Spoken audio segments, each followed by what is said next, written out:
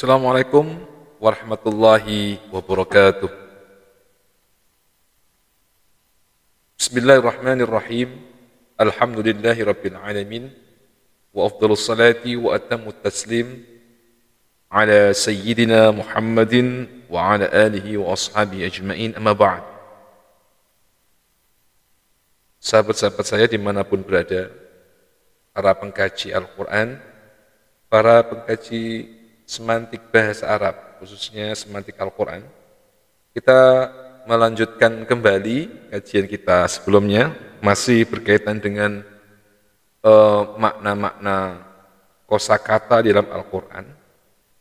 Yang kali ini di mana kita akan membahas tentang ma'aniya lafz al-a'ma fil Quran al-Karim. Makna-makna yang disandang oleh kata al-a'ma yang ada di dalam Al-Quran. Kalau kita lihat, sebelum kita mengkaji lebih lanjut, makna yang disandang dari kata al-a'ma itu apa saja, coba kita lihat dulu pengertian dari kata al-a'ma itu sendiri. Maka secara leksikal, al-ma'na al-mu'jami, makna leksikal atau makna mu'jami, misalnya kita lihat dari mu'jam Maqayis miliknya Ibnu Faris dan juga dari beberapa mu'jam yang lainnya, itu kita dapati bahwa makna dari kata al-a'ma itu adalah az-zahib al-basar, yaitu hilangnya mata atau hilangnya pandangan, hilangnya penglihatan, zahibul basar.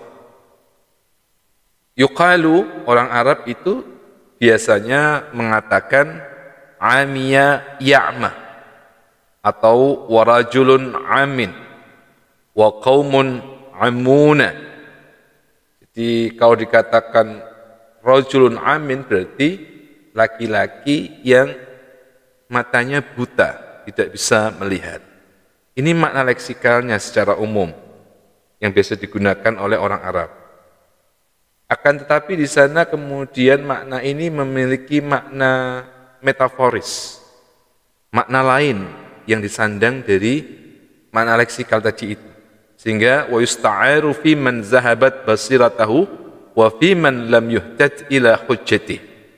Kata al-a'ma itu bisa juga menyatakan makna orang yang kehilangan matanya, atau orang yang tidak bisa melihat, atau orang buta secara fisikal, atau juga bisa orang yang zahabat lam yahtaji ila hujjati, orang yang secara non fisik atau secara immaterial itu kehilangan bagaimana mata hatinya tidak bisa melihat dengan jernih. Itu juga makna lain dari al-a'ma. Artinya ada makna leksikal, yaitu hilangnya mata seseorang atau pandangan atau penglihatan seseorang.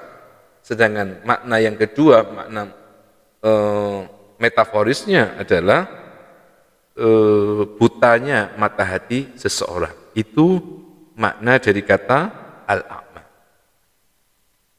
Yuqalu haula'i fi ammiyatihim wa amiyatihim wa amayatihim wa amayatihim ay fi jahlihim.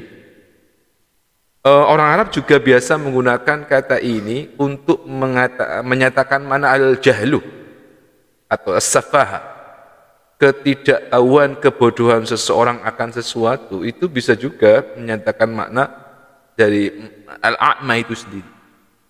Nah, ini makna yang disandang oleh kata al-a'ma dalam kamus al-Maqayis dan beberapa kamus yang lain yang biasa kita kenal.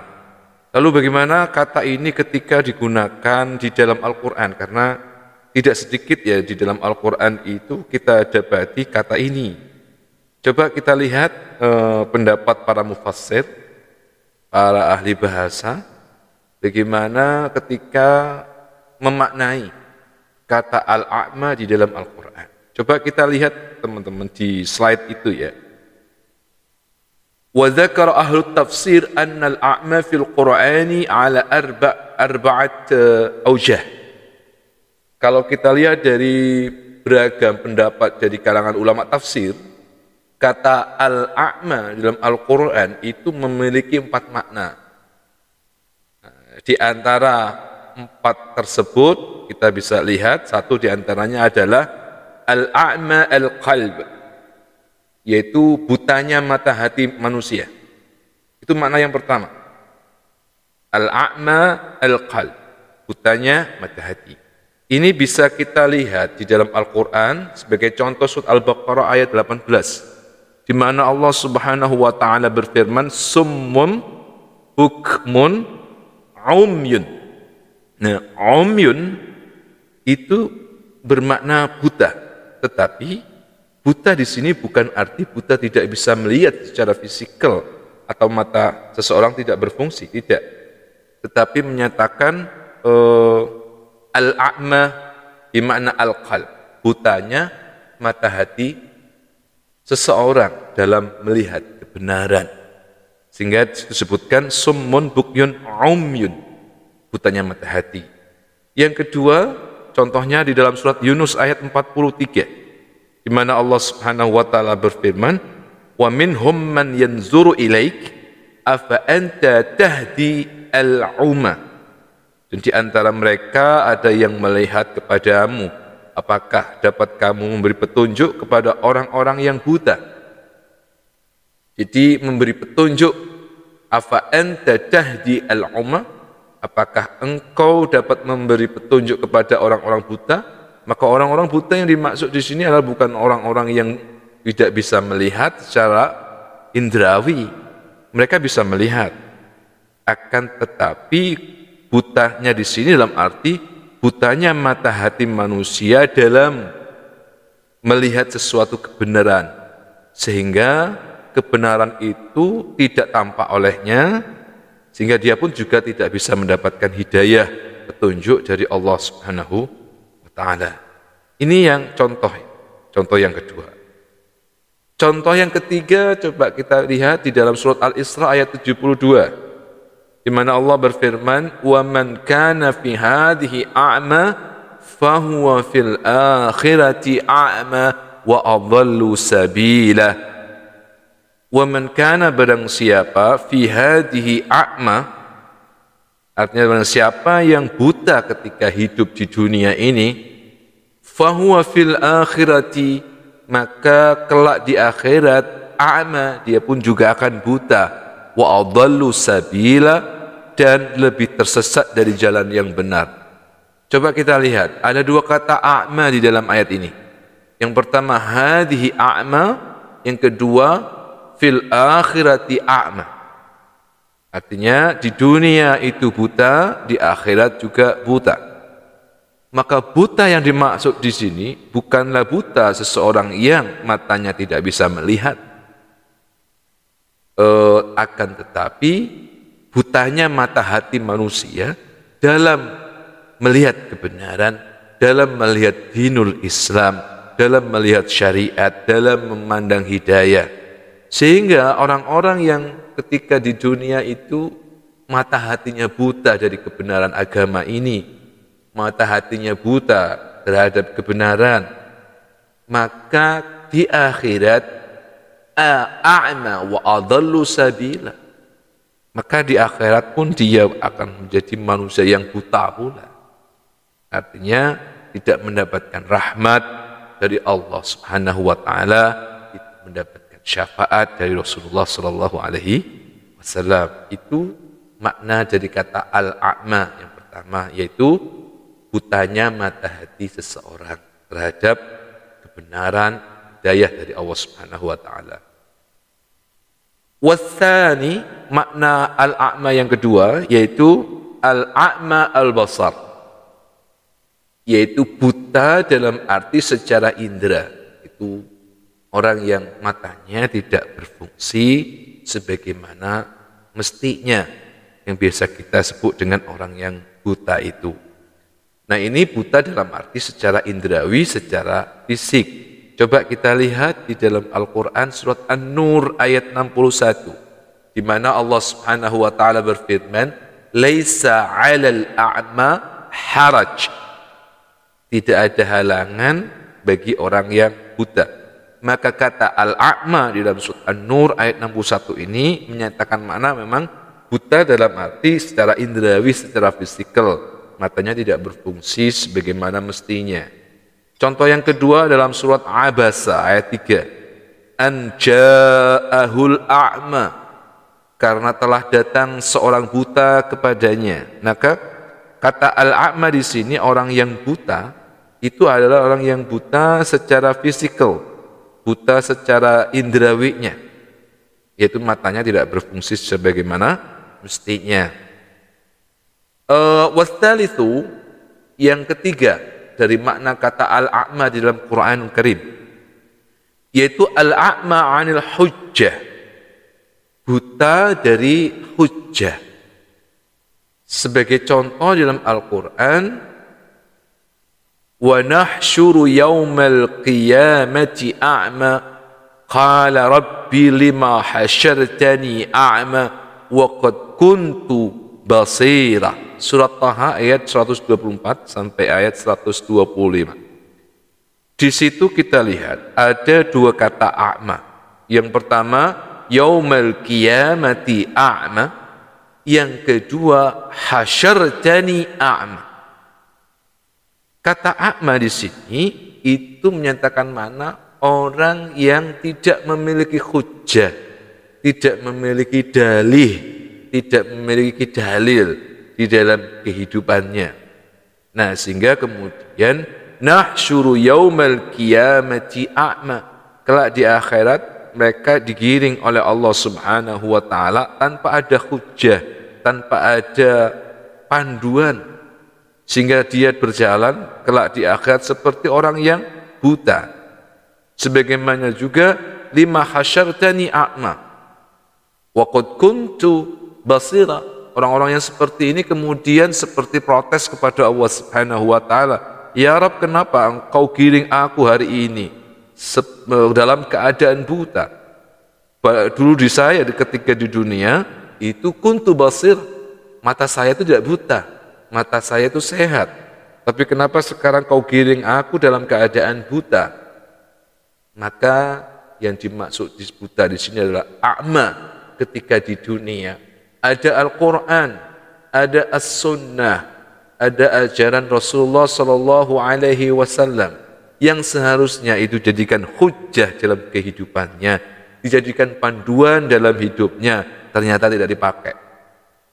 Maka orang-orang yang tidak mengikuti Rasulullah Sallallahu Alaihi Wasallam, la hujjata lahum, tidak ada hujjah baginya, tidak ada panduan dalam hidupnya, karena panduan yang paling otentik, panduan yang paling benar dalam hidup ini adalah hujjatullahi wa rasulihi, hujjah-hujjah, dalil-dalil, kemudian pandu-panduan yang itu ditetapkan oleh Allah melalui Al-Qur'annya atau melalui sunnah-sunnah Rasulnya, sehingga itu menjadi panduan bagi kita ketika hidup di dunia. Maka siapa yang menggunakan panduan ini ketika masih hidup di dunia, kelak di akhirat pun nahsyuruhum, ya, ketika mereka digiring kelak oleh Allah Subhanahu wa taala, dia pun tidak akan dalam keadaan buta, tapi terbimbing, terpandu dengan baik. Ini yang ketiga. Coba sekarang kita yang keempat, warabi'u min ma'ani al-a'ma fil Qur'anil Karim. Yang keempat, makna al-a'ma di dalam Al-Qur'an Al-Karim bima'na al-kafir, menyatakan makna kafir, yaitu orang yang ingkar kepada Allah, orang yang ingkar kepada Rasulullah SAW, itu namanya al-kafir. Di dalam Al-Quran coba kita lihat, ada dalam surat Hud ayat 24, mathalul fariqaini kal a'ma wal asammi wal basiri was sami'i. Mathalul fariqaini, perumpamaan dua golongan. Ai al-kafiru wal Islam, al-kafiru wal mu'minu, al-kafiru wal muslim. Perbedaan antara orang kafir dengan orang muslim adalah kal-a'ma wal basir, kal-a'ma wal asammi wal basiri was sami. Itu perbandingannya, perbedaannya seperti orang yang buta dan tuli dengan orang yang dapat melihat dan mendengar. Nah, kal-a'ma wal asam itu representasi dari kekafiran. Orang kafir itu adalah orang yang a'ma wal asammi, orang yang buta lagi tuli saat dia berjalan di muka bumi ini atau nanti di hadapan Allah Subhanahu wa taala. Maka al-a'ma wal asam dalam ayat ini itu statusnya sama saja dengan al-kafir. Berarti al-kafiru sama dengan al-a'ma wal asam. Wal mu'minu al-basiru was-sami'u. Orang mukmin, orang muslim itu as-sami'u, itu al-basir. Jadi sama dengan ya. Al-kafiru sama dengan al-a'ma wal asam. Wal mu'minu sama dengan al-basiru was-sami'u. Nah, ini makna contoh ya, contoh dalam surat Al-Hud. Sekarang kita lihat contoh dalam surat Ar-Ra'd, di mana Allah Subhanahu wa taala berfirman, "Qul hal yastawil a'ma wal basir." Qul, katakanlah, hal yastawi, apakah sama al-a'ma, orang yang buta, wal basir, dan orang yang bisa melihat. Kalau kita lihat ayat sebelumnya tadi itu, maka ayat ini, al-a'ma pada ayat ini yang dimaksud a'ma di sini adalah orang kafir. Apakah sama? Maksudnya gitu. Hal yastawi al-a'ma, apakah sama orang kafir itu? Wal basiru, dan orang muslim. Karena al-kafiru sama dengan al-a'ma, wal muslimu wal mu'minu al-basiru. Sehingga kata al-a'ma di sini dalam perspektif ulama tafsir menyatakan makna al-kafiru wal basiru ay al-mu'minu. Ini teman-teman kajian kita tentang makna al-a'ma dalam Al-Quran. Itu bisa dilihat di slide itu sebagai kesimpulan. Wa khulasatu ma'aniya al-a'ma fil Qur'anil Karim. Sebagai kesimpulannya bahwa kata al-a'ma di dalam Al-Quran itu memiliki 4 makna. Al-awwalu, al-ma'na al-awwal, makna yang pertama adalah al-a'ma al-qalb, yaitu orang yang buta mata hatinya. Wathani, makna yang kedua adalah al-a'ma al-basar, orang yang buta dalam arti secara fisik, secara indrawi.